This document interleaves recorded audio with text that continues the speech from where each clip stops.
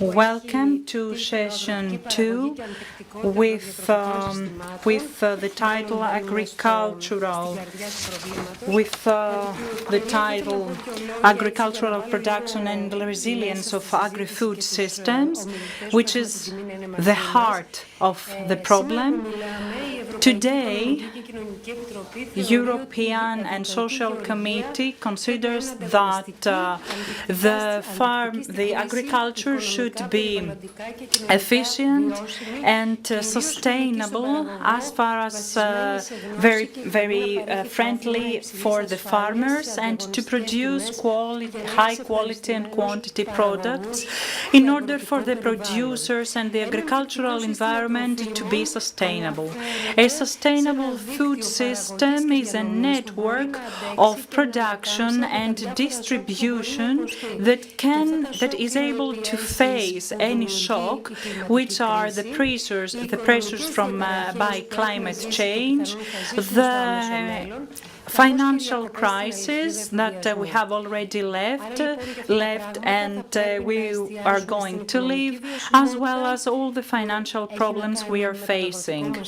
So we are going to focus on the challenges we face in our agricultural sector, the challenges we have to face to protect our agricultural production, the friendly and high technology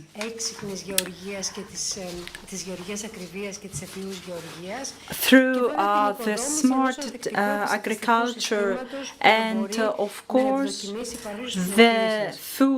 a food system sustainable, able to face any challenges. And here come the first questions. First, the question goes for Mr. Stamenitis. What are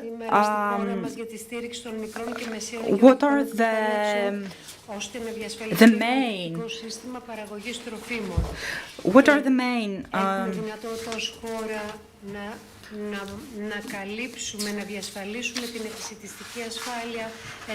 are we able as a country to support our country towards any agricultural shock? And a more personal question, do we have agricultural production or we have only touristic, let's say, production industry?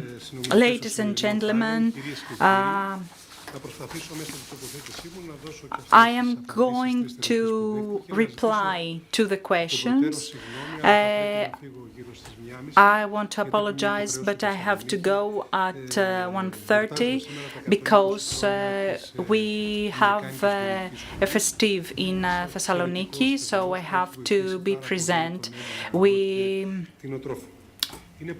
It is a great pleasure that I represent the Prime Minister Kyriakos Mitsotakis in an organization which is actually the Economies in the field of agricultural production. I would like to thank you for this possibility to develop my thoughts as far as these points of view. The sustainability the resilience is a main term. We should see, first of all, the past in order to face the future. The CAP of 2003-2026 had a vision, this of the sustainable agricultural production, based on 7 principles: increase of innovation, decrease of water the right use of the soil, the hygiene, and the good manipulation of the farms, of the animals. But the vision of the sustainable agriculture should have a frame of rules. The most common are in the multiple.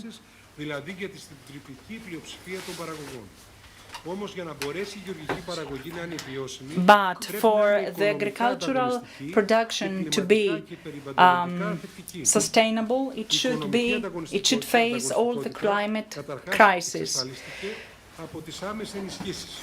Και θα συνεχίσει να εξασφαλίζεται, όπως φαίνεται από τις προτάσεις του στρατηγικού διαλόγου για το μέλλον της γεωργίας μετά το 2027. We see the future of agriculture will include all of those things after 2027.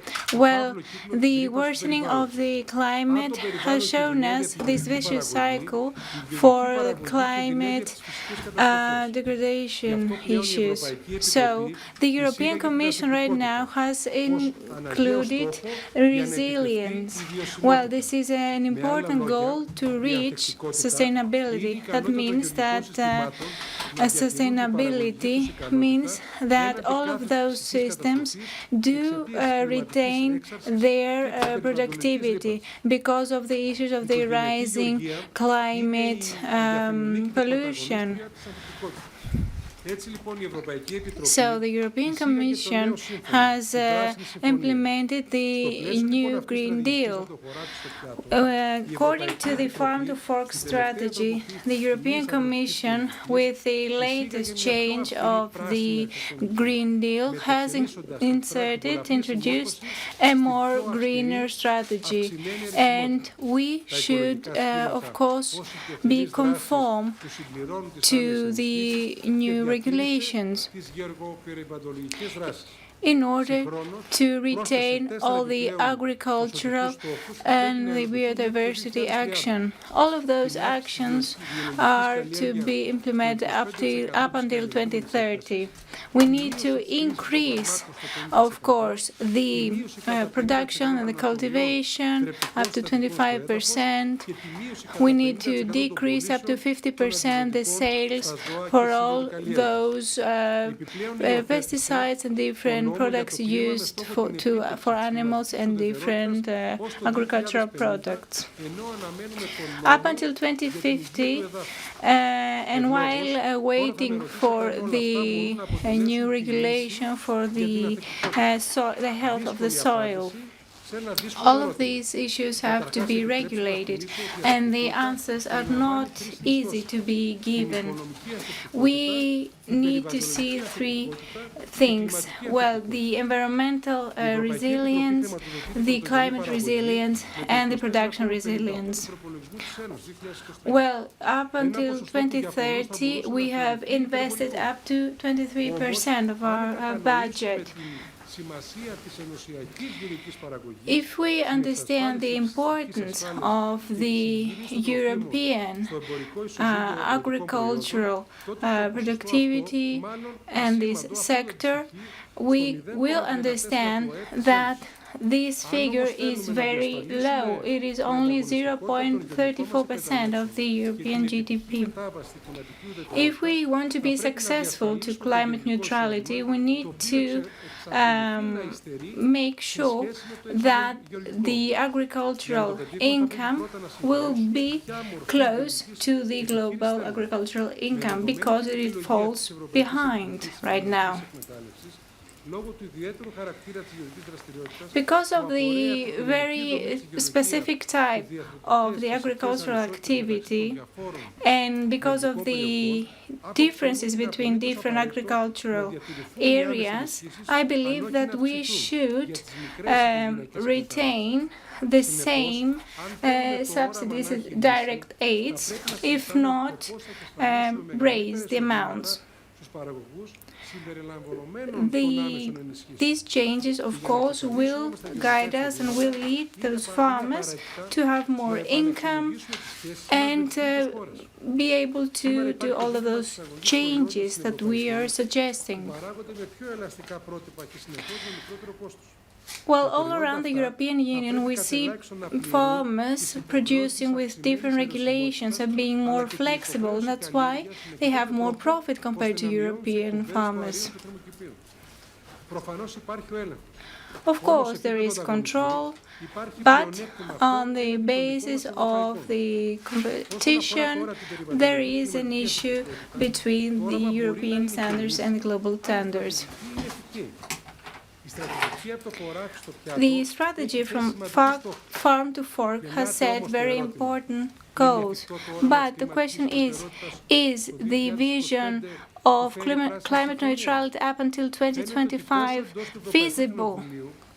Well, in the European Parliament and also around the working fields, there are a lot of questions. They question of course, the Green Deal and if it's working. We're also seeing all the natural disasters caused by the greenhouse gas emissions and not by the pesticides and other such products.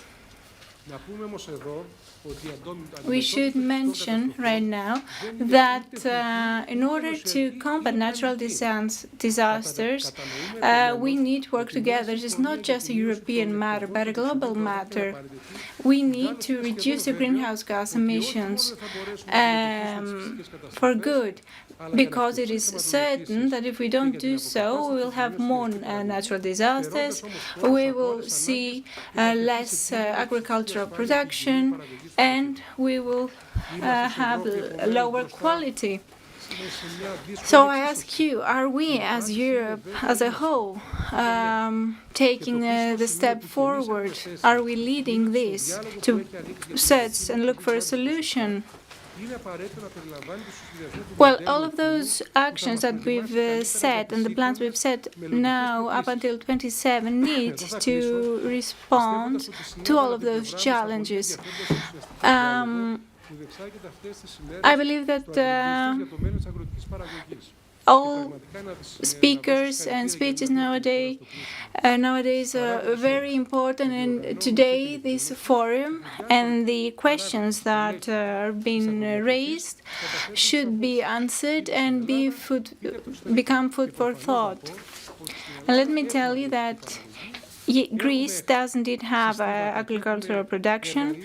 We do have as well certain instruments that make it better, and we also have a development plan for the agricultural production, 19.3 billion euros. We are also having the Resilience Fund, the RRF, that is adding more to these actions. All the ministries that are there to help and implement the actions and help and guide the transition and the process for the agricultural sector. Thank you very much, Minister. I would like to ask for your patience. Just one question, Mr. Minister. You analyzed quite in detail the challenges that we face, so let's go into the solutions that the Greek state is putting forward. For example, it's a given that the Greek agricultural sector is bleeding both in terms of manpower and in land surface. What are the measures that are taken to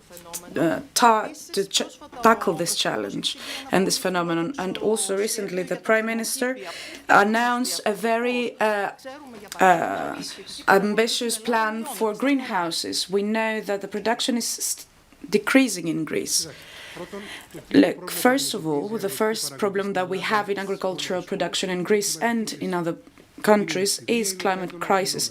It's drought and weather extremes. So our policies lead to tackle this challenge.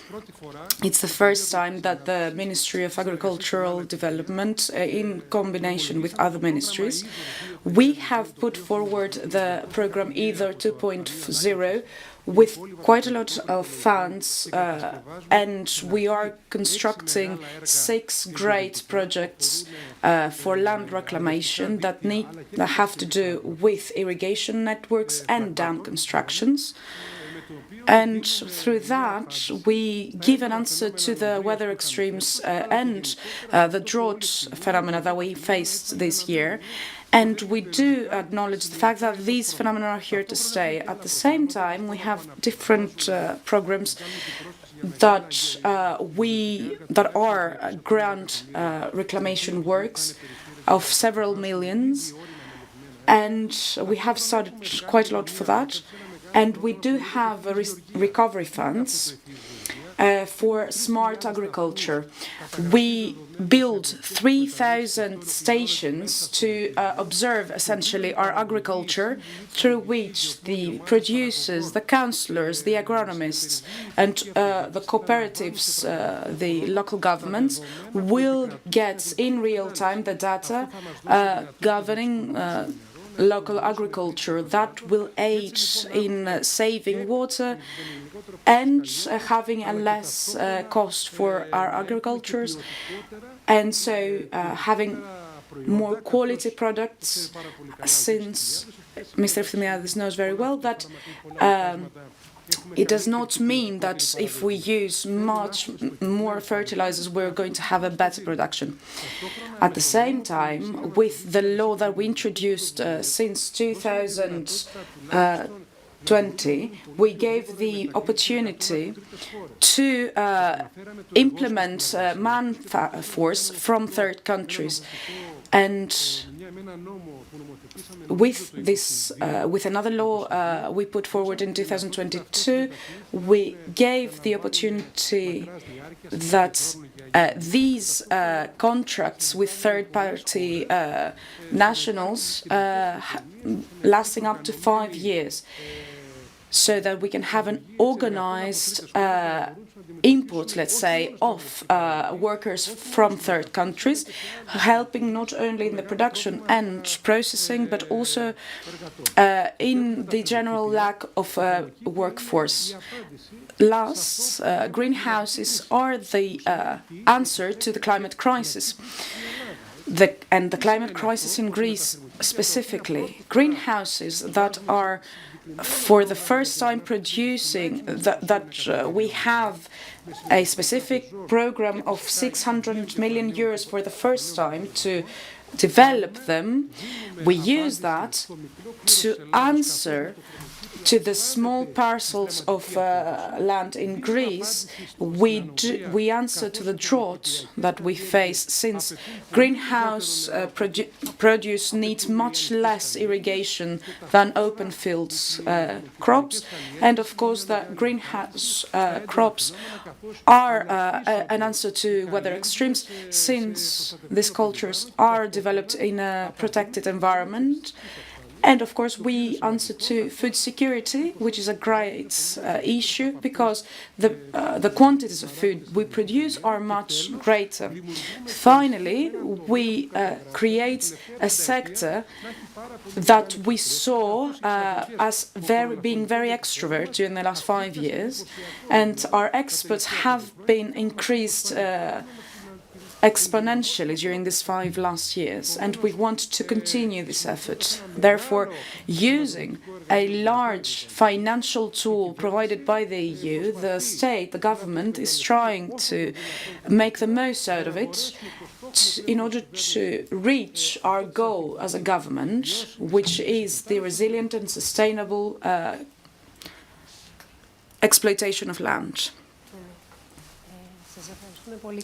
Thank you very much, Mr. Minister. You put forward many serious issues to be discussed. I will go further into this issue, passing the speech to our colleagues. We have serious problems when it comes to reassuring in the future our food security and agricultural production. And I would like to remind to everyone that Spain has 600,000 stremas of greenhouses in a quite dry area, and we have 59,000 stremas, and we try to keep them by any means in order for our producers not to switch from sector to sector. So we need to have financial incentives.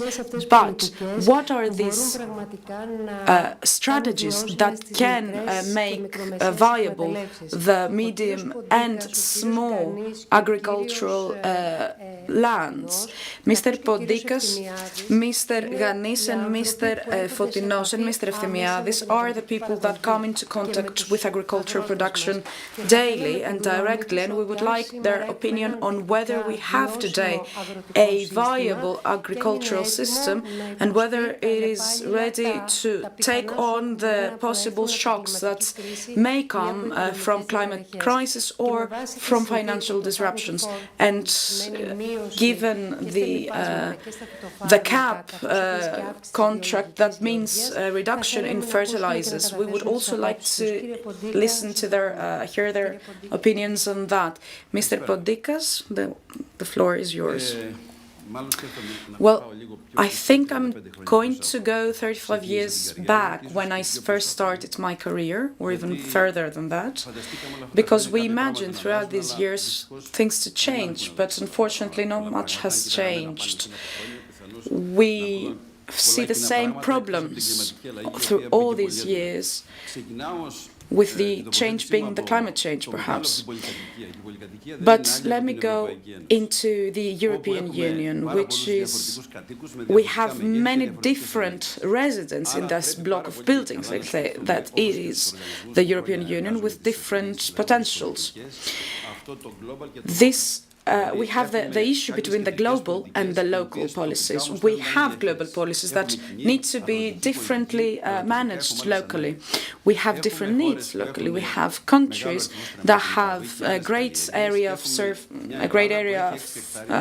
agriculture, of crops, and Greece is not like that. And throughout these studies that we are conducting, especially for the strategic debate that the Minister mentioned, we should see the means of competitiveness and the socioeconomic fabric as well. We also need to go into the agriculture issue.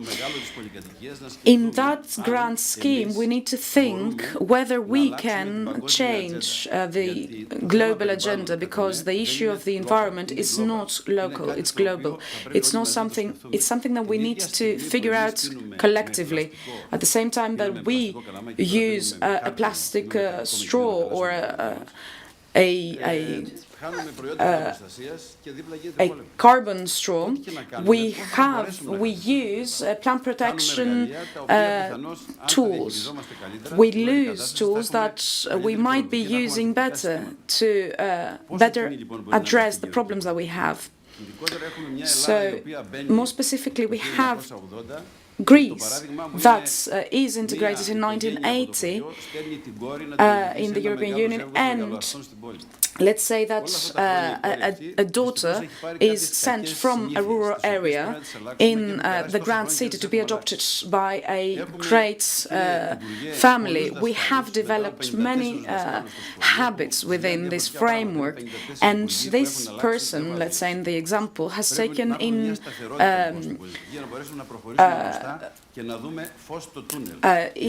inputs from very different sources, and we need to figure out how we can align these different stimuli. So we need to get to work, and we have quite a lot of funds, but I don't know if these funds are going to keep coming, especially if we have further enlargements in the future. Greece has a great number of funds, but it's not great per capita of producers. And unfortunately, the larger cultivations in Greece are just going after funds and subsidies. And so they're not, producers oftentimes are not focused on the culture, but on the fund. We need to see that everything that is going on for the environment, to help the environment, needs to be practical, needs to be true. There are, however, some initiatives for the protection of the environment that end up harming the environment. And if, for instance, a producer is going after a subsidy to protect the environment and loses production, that might end up being a problem.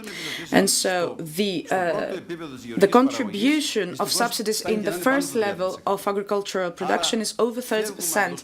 So we stray from the purpose of the subsidy itself. The producer needs to go beyond the EVAs, and we need to have cooperatives to run the cultures, the crops. The grantors organization of Israel are kibbutzs, and through that structure we have an integrated management of production. How are we going to do something like that here? Do we need to have in place a restoration system per region and not just subsidies? So, for instance, now there are areas that have taken subsidy for 2 years but have different issues that, for instance, the excavation of great amounts of soil that we need to tackle. And so through this story that follows the European Union, we need to be extra careful and keep in balance the producer, the environment, and all the rest actors. We need to be able to produce food, to have food security. Like Israel that said that I need to be safe for some grants, for some significant cultures. And so they controlled their production through their kibbutzs. And we're talking about multi-cultures recently, or different cultures really. So we say to the producers, plant something exotic, something tropical for the environment, or something organic. We can't have fancy crops that are very advertised, giving the producers a big number, but not taking into consideration how they can actually cultivate that land. Do they have plant protection systems or equipment? How do they have the various exotic species of plants, like cardoon? So we need to have a point A and a point B and see how we go from point A to point B. So let's not forget that we have 100,000 rural agricultural households that we need to support, and they are supported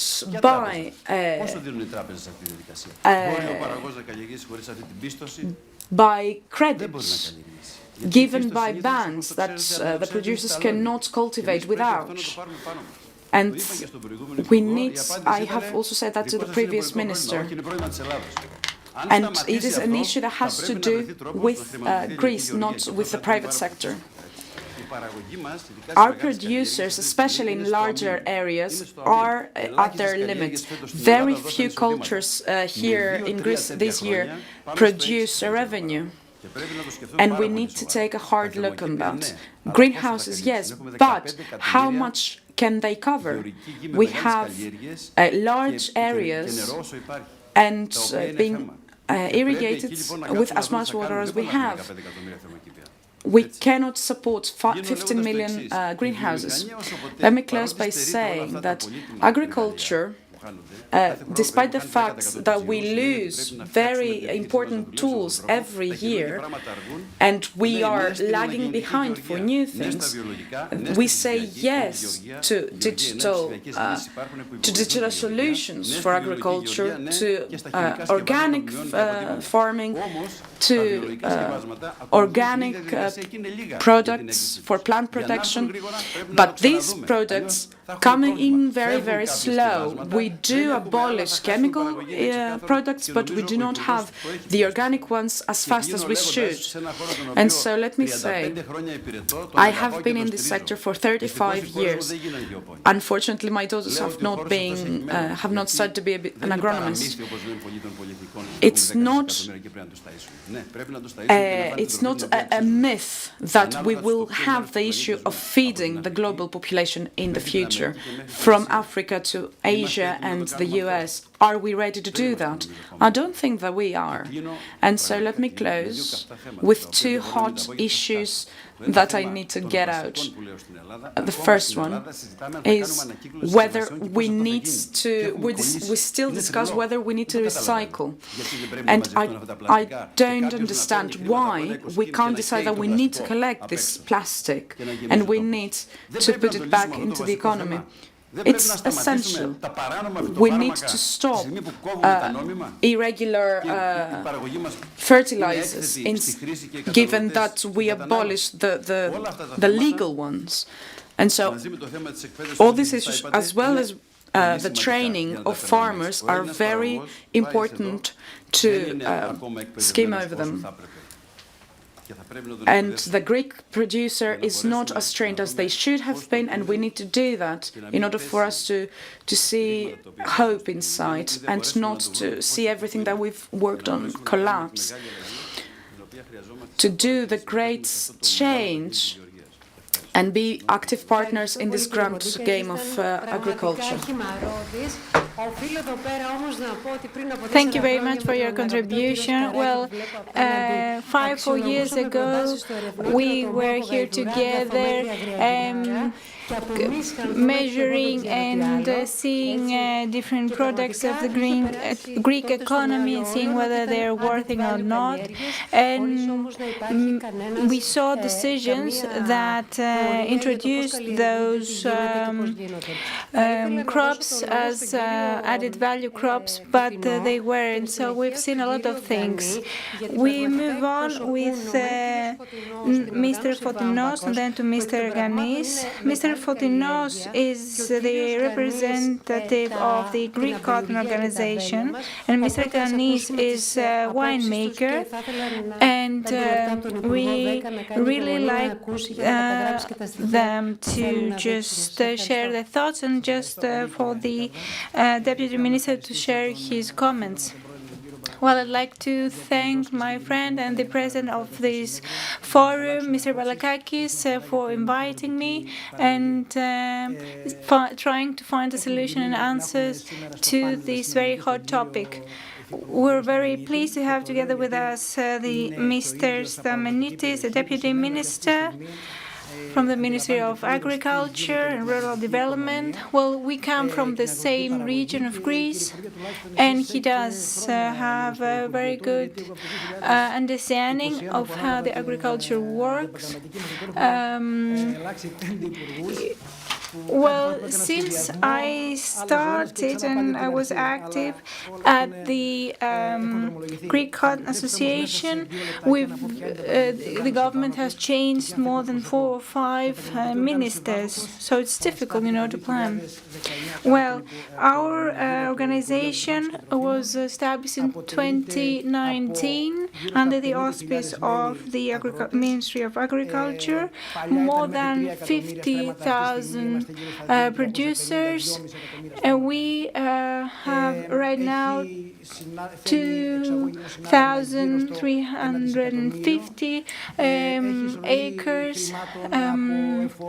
million acres, and up to 2020 to 2050 million euros in turnover, and we employ more than 150,000 people. Every time I have a speech to give, I always say that the Greek cotton is the flagship of the Greek economy.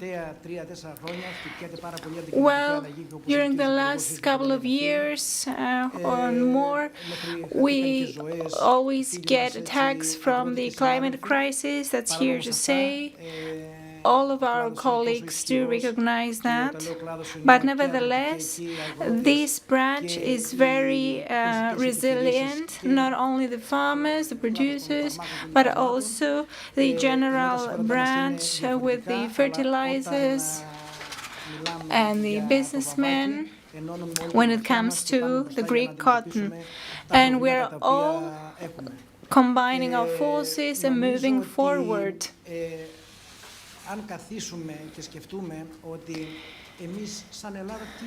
Well, let's think. What do we have as a country? We have the sun, we have the soil. That means that if we do plant something, then we will harvest something. And we also have a lot of tourism. These are two very important sectors of our country. So if we don't understand the importance of those industries and we don't invest in those industries, then we are refusing of our great future.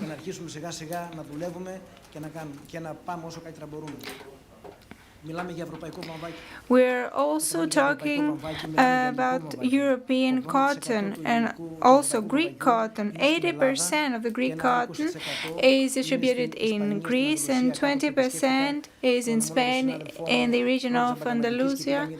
And I was visiting a colleague of mine, and we have seen that we are steps ahead compared to them, and we are very proud to be part of the Greek cotton industry.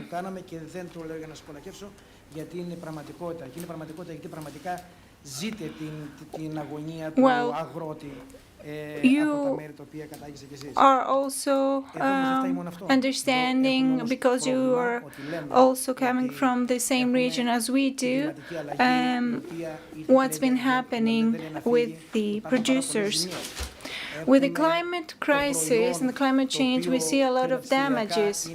Our product is at a very low level when it comes to the prices.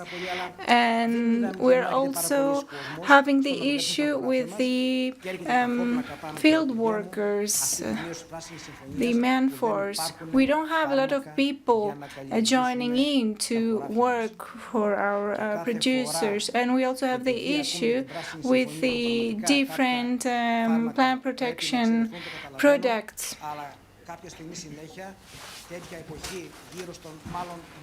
It is every year the same time, around April, May. We're always begging for just an exemption so that a certain fertilizer or a plant protection product gets a 120-day extension so that we can use it.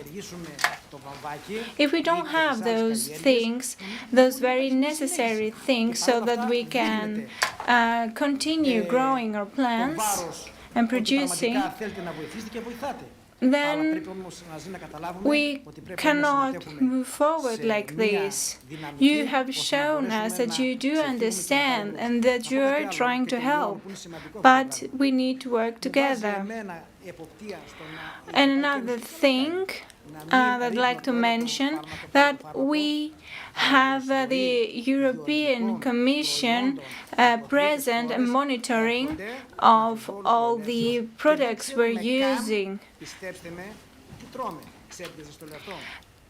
And on the other hand, we are having products that we import, and we don't even know what's been used on them. I think all of my colleagues here in this panel will say the same things. Thank you for your speech. Mr. Ganis, you also have the floor. Please share with us your thoughts so that the Deputy Minister has some time to answer to your questions or comments. Good morning, everybody. I come from the Vadis area, from the North Touchtidou region, and I understand all the issues that the previous speaker made. I don't believe that the Deputy Minister has the time to answer. I'm not looking for any answers. Well, the previous panel was more interesting, I would say, compared to ours, because there was the ambassador from Israel sitting on this place. Well, there are a lot of things circulating in the news, bad things about how the financial aids have been used, the subsidies have been used. Well, let me tell you, I owe 85 stremas for wines, and I receive 4,000 euros per strema, and if one was turning the produce into bio, into organic produce, then they would receive less. Then I had a conversation with an exporter. I wanted to export my wine in plastic bottles, but they wouldn't receive it. They told me that if you want to achieve another price, you have to use glass bottles. And let me tell you that I've been into this green transition since 2000. And let me tell you, I'm also like a vegan wine producer, because we have a certain type, and we use all the greenery around the vine plant so that it gets fed by them. So if I receive an order from the European Commission on how I'm going to be more green, etc., etc., I cannot accept this, because I see millions and billions of euros spent in Ukraine. Well, just remember to 1 year ago, are you aware of all these substances that's been used on the missiles from Russia compared to the Ukraine? Well, are you aware how cheap and how much are we paying the grains that have been exported from Ukraine? And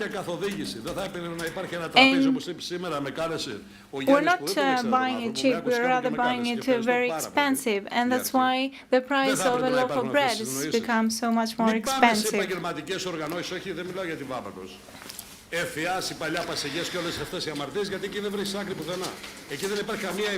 We've had a lot of different agricultural organizations like Vaios and others, and I'm not talking about the representatives from the Greek organization. In the past, there were a lot of differences, a lot of different prices used, a lot of different methods. And right now we have the issue that many ministries are unable to face the challenges and the prices that are set from the different cooperatives, from the different organizations in Greece. And let me talk about another project, about the peppers from Florina. So the farmers have been paid 28 cents to grow them, and you are paying €4.70 to buy them. Can you imagine how much how many criminals have joined the Athenian market that distributes all of those fresh products and this fresh produce? Well, some say that this is the real free market. Well, this is no free market. This is a market without a stop, a regulated market. The same for bananas, for many things. Μιλάμε για ελεύθερα αγορά, έτσι. Μιλάμε για τη μέκα του καπιταλισμού. Άρα δεν μπορώ να ανεχτώ ότι στη χώρα μου έχουμε ελεύθερα αγορά. I cannot accept this. We don't have a free market in Greece. And let me close by this. Some people call it a cartel. I don't care how it's called, but it is an issue, a pressing issue. The first Minister of Agriculture that I got to meet was in 2007. And right back then, we gave them a plan of €170. And that's the first time when there was an actual plan for the agricultural production. In this plan, all of the EU regulation was included. And up until then, we were subject to pay €2 billion. All of those were fines from the European Union.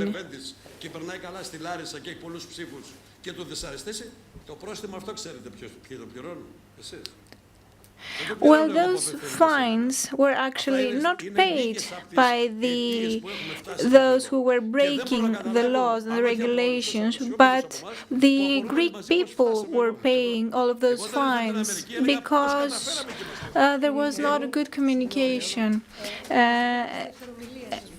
And there was actually, and I'm sorry to interrupt, you'll get the chance to speak again. Just a very quick comment from you. Do the financial aids and subsidies present us with a financial solution? Well, the agricultural development plan does provide us with many choices and good examples. And if we only use the bad examples, we're just making everybody looking bad.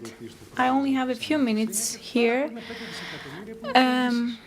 Let us see what is happening with other public and other structural investments. We have €5 billion worth of investment. These are all strategic interventions, and we are calling all the producers to participate, and the farmers sometimes are getting subsidized by 50 or 70% to continue their work and to improve their methods. We are always listening that different roads, roadworks, constructions were co-financed or entirely financed by the RRF or the VA.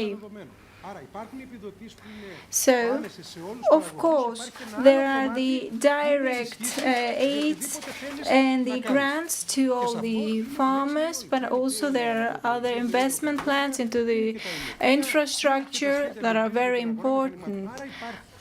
Of course, there is development and improvement.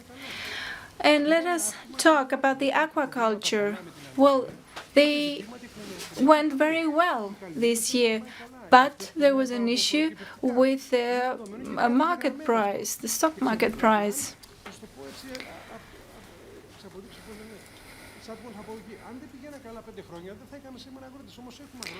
Well, if we weren't having any benefits and any profits, then the farmers wouldn't continue their production.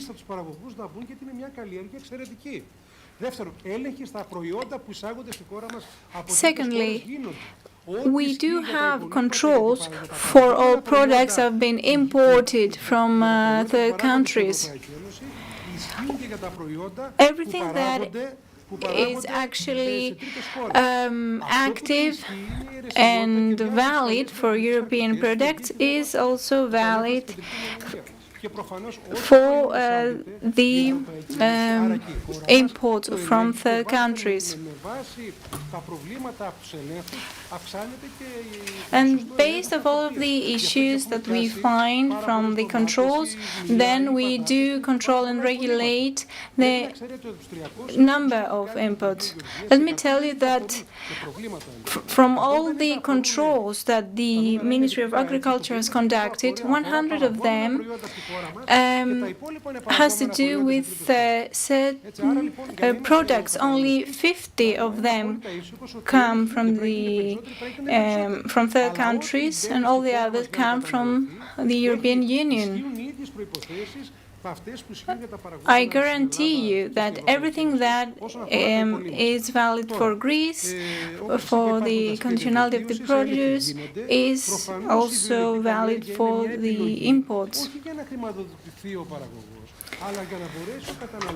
Well, let's talk about the grants. The grants are being given to the producers so that the quality is better for the consumers. We're not just giving out grants only to say so, but we want for the producer to be competitive. It is indeed a choice to move towards a more organic, green crop. Indeed, we need to implement everything sooner. And all the controls have been contacted from the different ministries and the different organizations.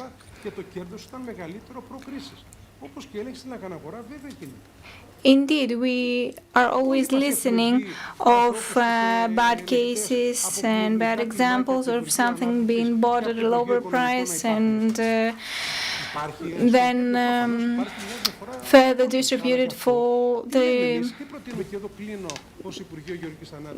double the price. So, all the producers, irrelevant of their organization or the channel they're going to use to reach us, then they need to understand that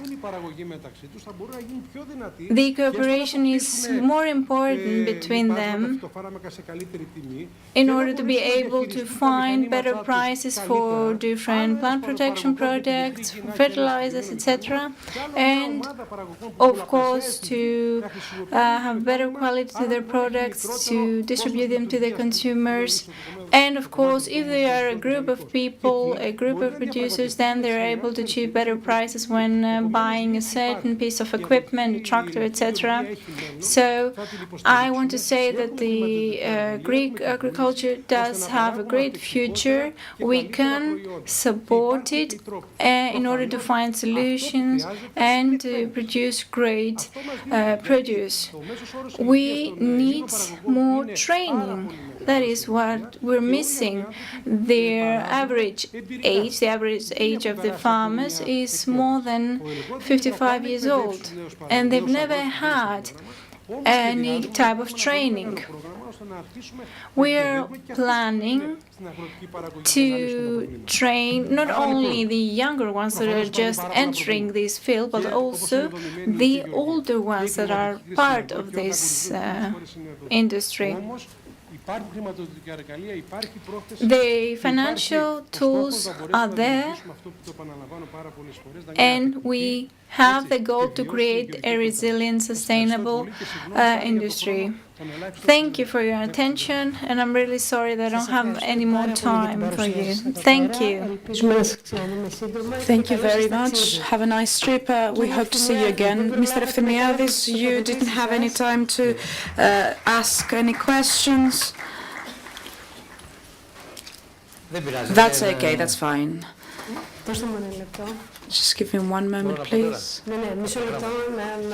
Just give me one moment to summarize what we've said so far. We talked about organic farming, but I think that conventional farming as well is quite controlled and we're not in danger. And this is something that you might answer on as well, because organic farming might be a bit of a luxury. However, in every grocery shop, Florina peppers are €5 per kilo. So let me give the floor to Mr. Efthymiadis. We will come back to you. Thank you very much. Thanks to all of the organizers for inviting me. I'm going to start by looking at how the European Union is facing agriculture at the moment, because this Green Deal is a very nice, in theory at least, strategy. But as Europeans, we need to answer to this dilemma. Do we want to be the safest place in the world environment-wise that will produce absolutely nothing? Because I cannot see how we can balance such an environment emphasis and competitiveness. I see Europe to go to extremes. As we speak, I am going to give you an example from cotton. This great tendency to stray from the plant protection products use has turned cotton into a product that is being sown without the seed being treated enough to be able to address the first steps of gestation of the plant, because the products that we had to help the seeds tackle the fungi that we have in Greece have been abolished. So this is a problem. As I think we shouldn't be phobic towards new technology in Europe in general. It's a rather old story, but definitely new technologies and implementing biotechnological methods is at least dumb, let's say, not to integrate them and implement them, because these new technologies are the ones that are going to enable us to face the climate crisis, the climate change. With these new technologies, we can reduce to half the time to develop a new variety. So when we talk about climate change, and instead of needing 8 to 10 years to develop a new variety of cotton that can, for instance, be resilient to drought, we would need 4 years. So we need to definitely make good use of such technologies. So let's go into Greece now. Greece is part of the European Union, but it also faces its inner challenges as well, and I would like to mention all that. It's definitely the parcel segregation, because we have very small parcels of land throughout Greece and in different areas, when the European average is approximately 180, where we have an aging farming population. Most of our farmers can't speak English. We don't have a very well trained and educated farmers, especially when it comes to technologies. We don't have enough irrigation, and we don't use our water resources well enough. Our farmers face very many difficulties accessing funds and subsidies, and we have delays for those funds to be paid. We have a high cost of production, which is not, I think, due to the inputs that are very often to blame, put to the blame. We have seen through studies that in the cost of production, plant production amounts to a one-digit number, and over 70% of the cost of production has not to do with the equipment, for instance, but with land payments to owners, for instance, land renting. Climate change that is here and is now developing to a climate crisis is very important for Greece and the Mediterranean in general. We're not very good at cooperating here in Greece. We have difficulties in that, not only to develop cooperatives, but cooperations and synergies in general that may be producers with businesses as well. We definitely have a lacking strategy for agricultural development. We have had 5 ministers over 5 years, and of course lack of manpower, of working hands. Obviously, we're not everything is bleak. The climate we have been blessed with is exceptional. We have microclimates per areas that give us the opportunity to produce very high quality produce. We have many protected designation products. We occupy a strategic position. We are a bit further away from the European markets, like, for instance, Spain, but we're in the middle between Europe and Asia, so we can exploit both areas to export produce. We have tourism that can be synergistically exploited in various schemes. So what do we need to do? As the minister said, we need to first and foremost train our farmers. We need to then go into implementing and using new technologies and innovations like precision agriculture and elevate their productivity with the same or even less inputs. The key, I think, to all that, to the sustainability of the Greek production, is the increase of yielding of outputs. So So just a few words. I think we can make cooperatives between farmers and businesses and shrink the value chain between production and consumption. And we need to come up with new schemes for farmers and consumers to be innovative in technology. Thank you very much. That's all for now. You will have the chance to speak again. Of course, you will be given the floor as well. You are director of the Netherlands Farmer Association. In Greece, we have problems with farmers' associations, but in Netherlands, the strategy are very, very better. Climate change adaptation strategies may include development resistant crop varieties, improving water management practices, and implementing sustainable farming techniques to mitigate the adverse effect of climate change on crop yields and livestock health. How can the agriculture sector adapt and build resilience to the impact of climate crisis?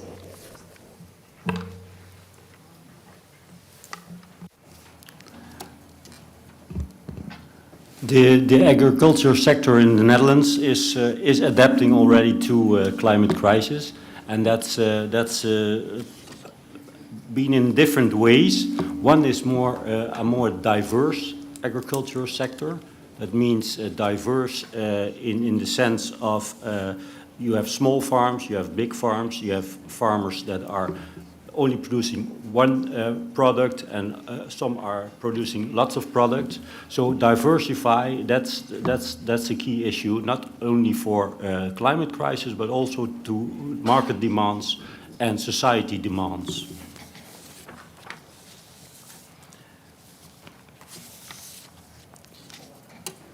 Another one is, say, climate crisis is also to build a more resilient sector, and that's also, say, connectivity in the chain from a farmer to the market, and you have to integrate more.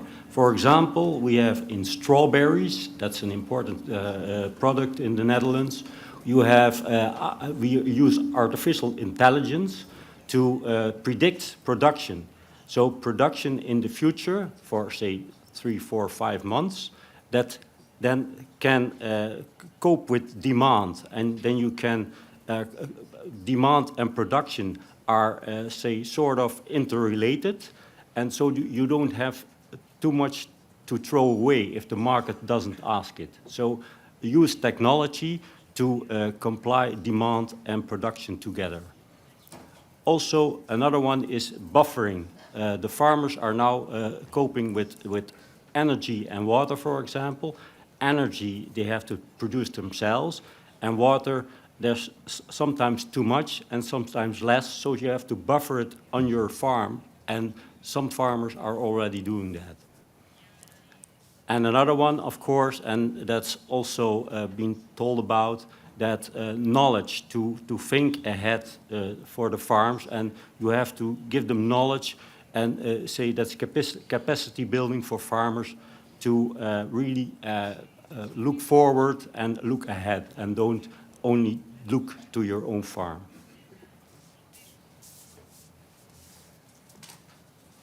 Thank you. I wanted to tell you that there is a picture that depicts the productivity difference between Netherlands and Spain in greenhouse cultivations.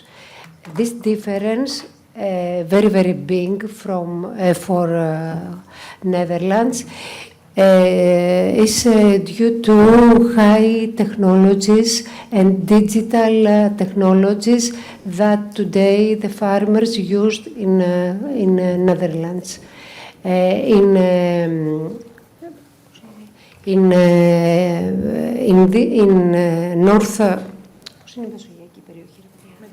In Mediterranean area, we have better climate conditions, but we have lower technological ability to have in our crops, outside crops or inside controlled climate crops. Yes, that's true, but also in the Netherlands you see a big difference between outdoor farming and the revenue and the production value, and indoor farming, but both can be successful. Smart farming indoor, smart farming outdoor. Outdoor you can also use high-tech and precision farming, and indoor you can use even better. But the figures in the Netherlands, they always say that half of the revenue that the farmers make is because of the farmer himself, so of the knowledge of the farmer and the entrepreneurship. So does he know, he or she, does he know how to use the technology and how to interpreted, how to use them in the specific way in the location that they are. So education for farmers and knowledge transfer to farmers, that's the main thing to cope with using high-tech instruments. Ευχαριστούμε πολύ τον κύριο Wilms, ο οποίος μας έδωσε... Thank you very much, Mr. Wilsa, because we heard, much was heard about the responsibilities of the Greek state, since we have the luxury of speaking with people in the production and how they face the challenges themselves. Mr. Wilms told us how AI is used for precision agriculture, for preventing, for looking for seeing into the future and estimating the demand. And I would also like to say that Israel also exports technology. And so, Mr. Foteinos, I'm going to start by you. Your product is threatened by the climate change, and this is not going to change. Are there R&D systems that are financed or that you finance? Do they have results and conclusions that are implemented, and how do you adapt to the new data, to the new circumstances? Thank you very much. What I would like to say is that I am proud because of about the fact that we are a step ahead when it comes to the climate change or anything else. And what I mean by that is that the Cotton Association runs 4 different schemes with the Ministry of Agriculture that have to do with foreign materials in the cotton, for 1% of foreign materials, which means that now the cotton that we produce, we want to abide by requirements of the European Union and the Ministry. We have a program to train the farmers on the field, not in theory. We have 5 fields in Greece that,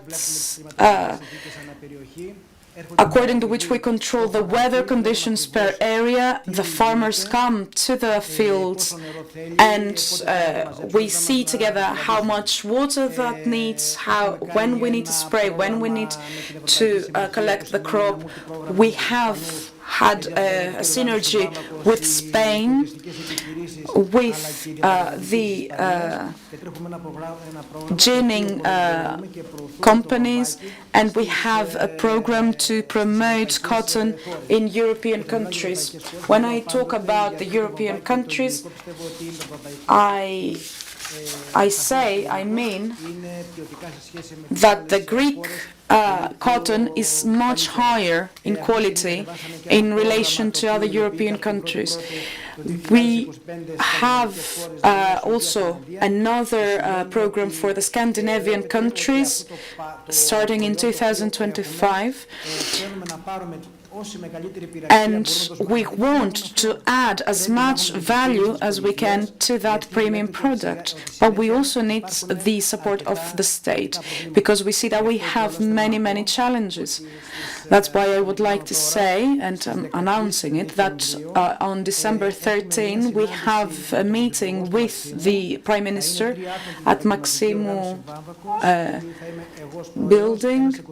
It's going to be, we are going to be the Prime Minister, myself, joining actors, and this meeting was a joint decision by the Minister of Agriculture and the Prime Minister, and I think it's a step forward toward a dialogue that is only going to make us to enhance the product and make it stronger.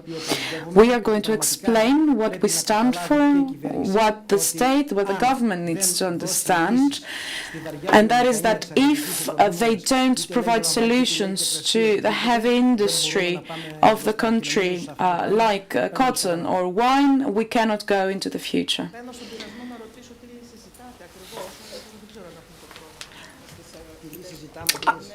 What are the solutions that you want? Well, the issues that we're going to put forward is that the cost of production needs to be regulated by quite a lot. How can that be done in practice, though? Well, subsidies to a point. We don't claim that we need to be supported by subsidies, but if they are well implemented and if they reach the producers, they are good. We saw previously that 70% of the cost is the energy of the cost of the land. So what are the interventions? The interventions that we want is that cotton, for instance, is exported to third countries in Turkey, Bangladesh, Pakistan, Indonesia. So what we want is to open some doors that the government can do for us, like, for instance, Greek fiber producing industries with Diesel, Dior or Gucci fashion houses. What we say is that the Greek cotton that is of premium quality and much better than that of different countries, and so we want to sell that cotton into more active, more dynamic areas and profit on the added value. So we have a problem, and that's why we are going to talk with the Prime Minister, and I think that once we have this talk, we will have results.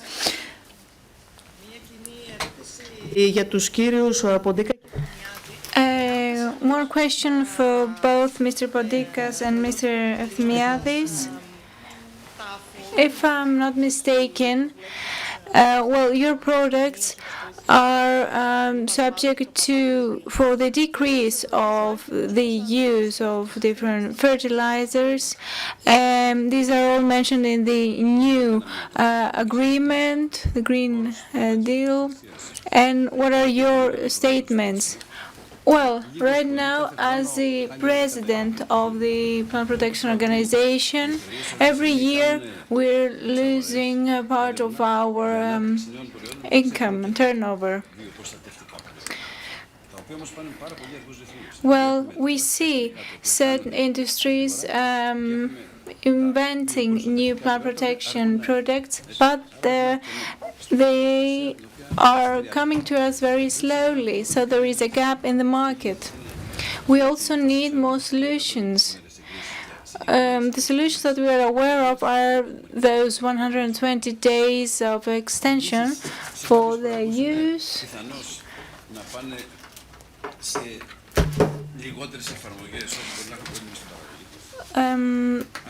We might have certain solutions that might cause us problems during the production period. We are there to manage all of those issues. We're there to support all the businesses because we know that many crops that have started in Greece have started with our help, with the help of the businesses, with our organizations from the stage of a single seed to the plant protection products, etc. Of course, we demand of a lot of workforce, the industry demands of a great workforce to be able to support more than 500,000 households. We are trying to keep all of the organizations that are around us because they play an important role in our economy. And I'd like to to make a comment on what the previous speaker said on the comment. Well, if the climate change does make it easier for other northern countries to be able to grow cotton, then this will be a chance, but also a threat for us.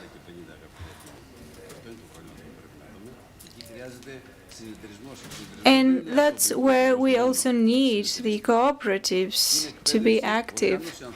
And the cooperative is the training, the organization of people, the management, and what we used to have in a very initial, so not organized way, we need to organize it better. Well, Mr. Pontikas said everything I needed to point it out. I do agree that we are finding ourselves in a transitional period. We see all those new products that are delaying. We need to develop further the products for the plant protection. And I believe that we will add more things to our arsenal, and I believe that apart from training, most important thing is also the idea of being a businessman, entrepreneurship, also smart agriculture. We need to be able to use large-scale agriculture. We need to have all the necessary vehicles, let's say large-scale tractors, etc. And of course, companies as well and businesses will play a vital role there, and they are good at that. And let's see what's happening with contract farming. We are there and we are intervening without making things more expensive. We're bringing the farmer with the consumer closer. We're trying to understand, for example, what the beer industry looks for, and that's when we get information about the barley they need, and that's what we're going to communicate to the farmer. The same for pasta and the barley and the other produce that needs to be produced. We have also tried to add more value to Greek products with this contract farming, and the final, so the farmer is getting his money back with a certain type of, let's say, putting all the costs and the benefits down and making an estimate, finding out what this sum is. We want to keep the prices stable so that the consumer does take the same quality and the same price and enjoys the product.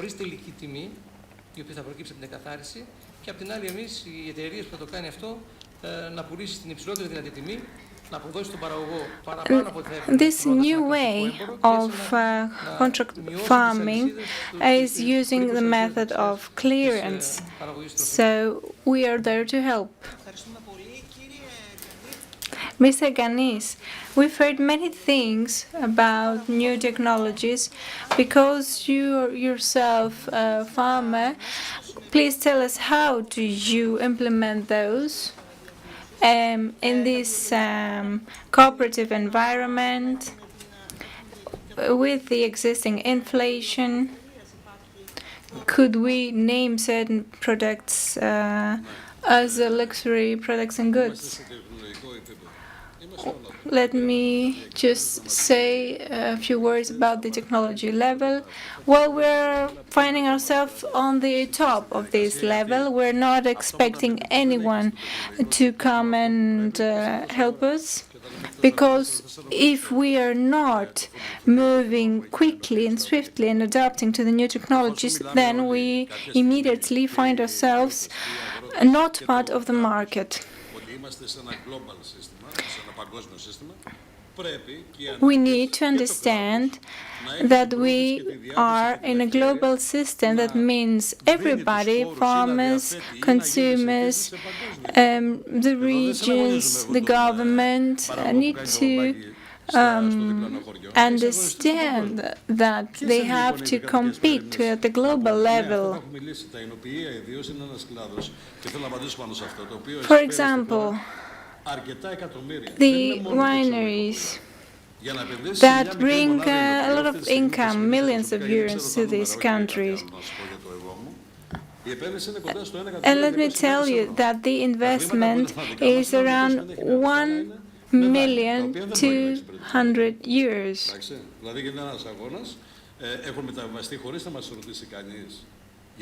We're talking about an investment that is based on loans that we've taken, and those loans were actually being transferred to different companies. So we have to face other issues. I don't want to ask for any favors. I'm responsible for wanting to invest in my own countries. I could have done this in Bulgaria, and I could have had other financial instruments there. For example, we have had the issue in the past where people who moved abroad, Greek people who moved abroad, worked their whole lives to just bring some money back and do some investments here. Well, this is no longer the case.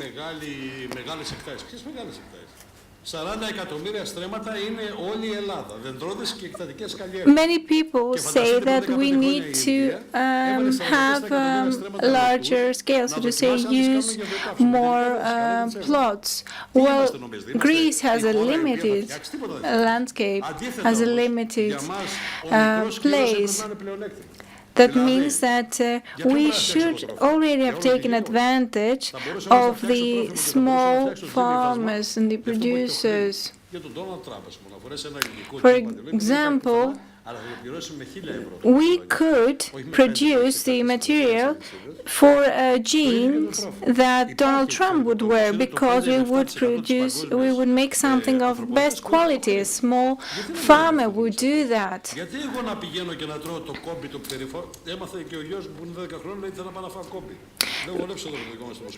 Well, another issue, I have it in my family. Someone, and right now we see a certain part of meat that's been very famous, and everybody wants to eat that part of the meat. Well, we have great meat in Greece as well.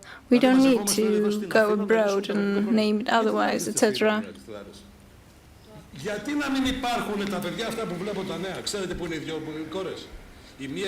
We see a lot of people moving to bigger cities. For example, my two daughters. One of my daughters has moved in Athens, and the other one's in Thessaloniki. They could have been by my side. They could have joined my business. Well, a lot of people, young people, think that this is just an instant chance, so just to get financial aid, like you're starting something, but you're actually not starting anything. We need to change this way of thinking. We need, as a state, as a community as a whole, to show our children, our future generations, how those industries work. Make field trips.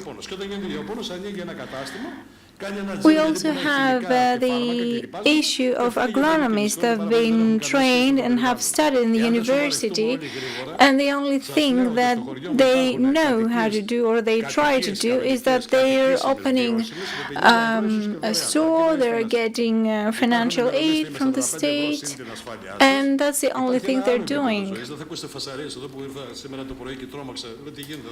Well, outside cities, we enjoy another quality of life. We enjoy quietness.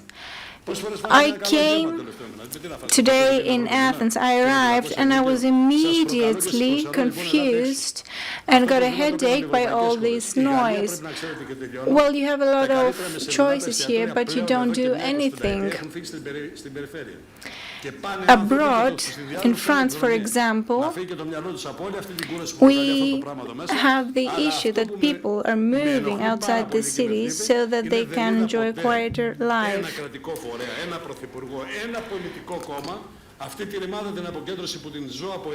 We've always talked about the decentralization, so decentralizing the cities and moving people away from them. Well, nobody has ever taken up this task. We always hear it. I'm very optimistic, really. I wouldn't be away from the city. But I'm very happy there. I could have also moved abroad. I could have also done many things, but I chose to do it. We don't need infrastructure around our plots, around our farms. We want guests arriving seeing the real circumstances. If I am the farmer and I produce something that you cannot enjoy, then why should I continue with the production? Why should I only export? You're always very loud. Thank you for that. I think the next business forum should take place in your own little city. Thank you, Mr. Pontikas. Thank you, Mr. Efthimiadis. Thank you, Mr. Ganis. Thank you, Mr. Geert Wilms from Holland. Well, this was a very rich and active, loud panel. Of course, ministers and deputy ministers always participate just for a few seconds, and they try to pass on the message that they receive from their governments. It is true that we need very good training capability, training methods from different organizations. Don't just need the universities. We need to change our mindset.